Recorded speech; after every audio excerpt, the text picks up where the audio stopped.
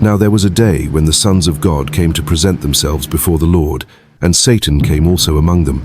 And the Lord said unto Satan, From whence comest thou? And Satan replied, Well, as usual, I've been moving to and fro the earth. Why do you ask? Hast thou considered my servant Job, that there is none like him in the earth, a perfect and an upright man, one that feareth God and escheweth evil? And Satan replied, Yes, I am aware. I have been moving to and fro the earth, and I noticed your servant Job. Does Job fear God for naught?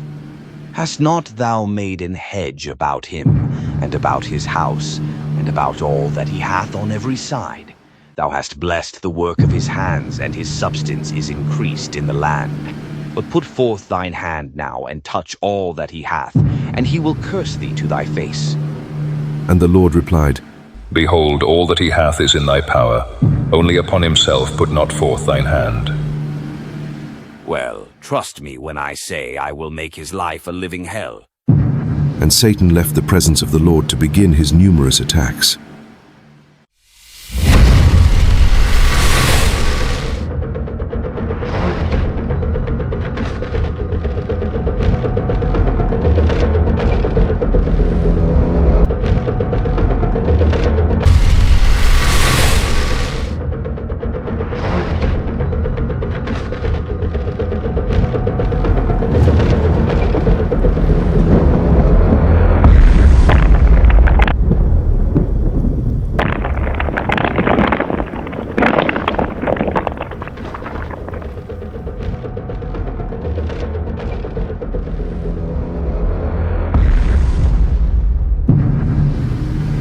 I see you all hiding among the rubble like chickens, when you spent your whole life drinking and partying.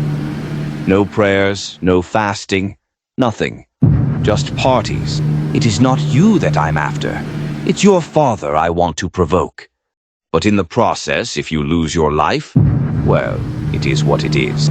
Come out of your hiding place, or else I will teach Job I am a madman. All right.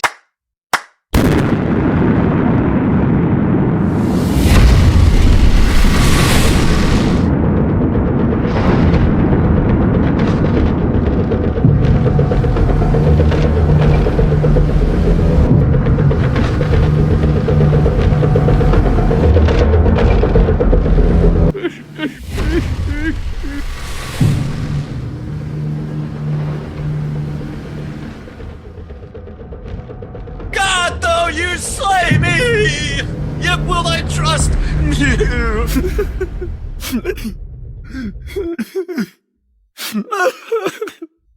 Michael, I want you to put a stop to Satan, lest he completely destroys my servant.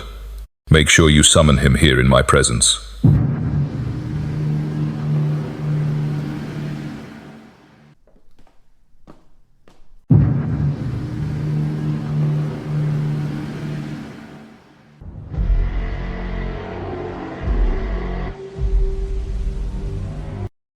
Well done, Michael. Now summon him to my presence immediately.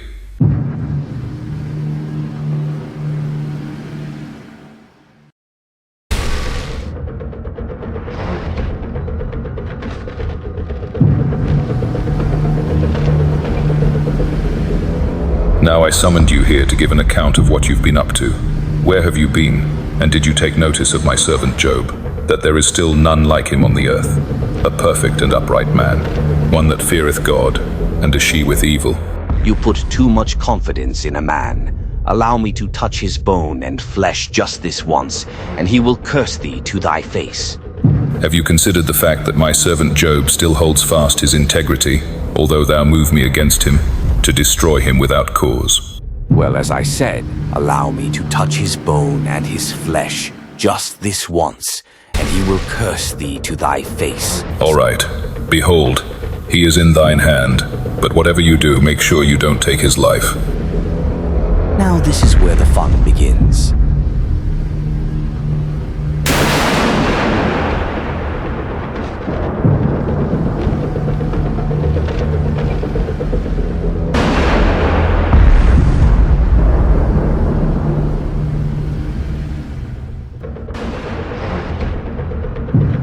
Where is he? Isn't he meant to be here?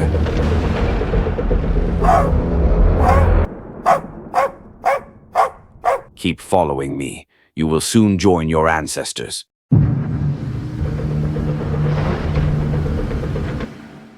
Ah, there you are.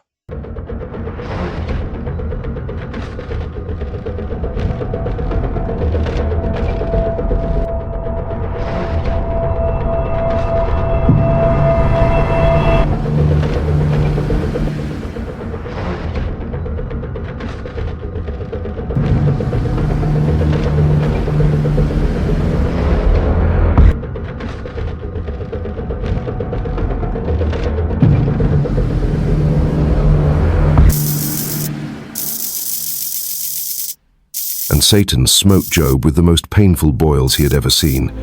As time passed, his predicaments only grew worse. He prayed, he fasted, but nothing changed. But in all of this, Job did not charge God foolishly, neither did he blame God. It was so bad to the point that Job had to use broken pots to scrape himself.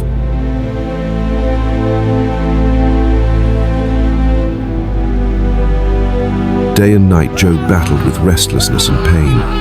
As his wife looked upon him with sorrow, it wasn't easy. A man who had everything, and now losing his health wasn't something that was easy. He felt he had lost it all. No hope, no family, no friends. Everyone had forsaken him. Even those he had helped were nowhere to be found. They all abandoned him when he needed them the most. Just curse God and die. Just curse God and die. Job must have sinned against God, definitely. I did not do anything. Why is everyone blaming me?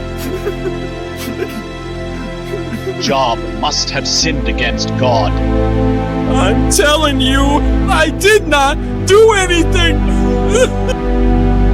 Definitely must have sinned. Oh my God, what is all of this? Just leave me alone.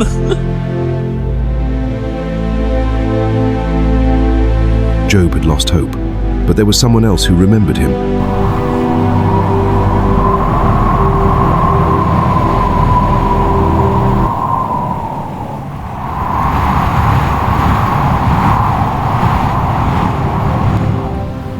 Job, it is I, the Almighty. I want to talk to you.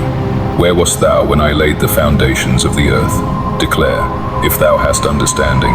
Who hath laid the measures thereof, if thou knowest? Or who hath stretched the line upon it? Hast thou commanded the morning since thy days, and caused the dayspring to know his place? Hast thou entered into the springs of the sea, or hast thou walked in the search of the depth? Canst thou bind the sweet influences of Pleiades, or loose the bands of Orion? Canst thou bring forth Mazzaroth in his season, or canst thou guide Arcturus with his sons? Shall he that contendeth with the Almighty instruct him? He that reproveth God, let him answer it. Wilt thou also disannul my judgment? Wilt thou condemn me, that thou mayest be righteous? Now to you, Eliphaz. My anger is kindled against thee, and against thy two friends, for ye have not spoken of me the thing that is right, as my servant Job hath. You assumed my servant Job is suffering punishment because of sin. You also misrepresented my character, and spoke without knowledge. You used partial truths to draw false conclusions, and showed a lack of compassion. Therefore take unto you now 7 bullocks and 7 rams, and go to my servant Job, and offer up for yourselves a burnt offering. And my servant Job shall pray for you, for him will I accept, lest I deal with you after your folly.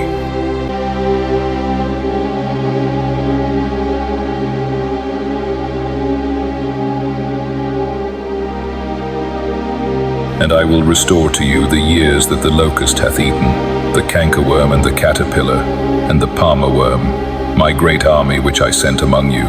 For your shame ye shall have double, and for confusion they shall rejoice in their portion. Therefore, in their land they shall possess the double. Everlasting joy shall be unto them.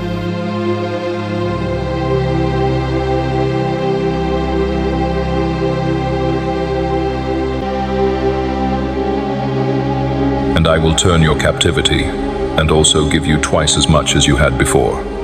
I will also bless your latter end more than your beginning.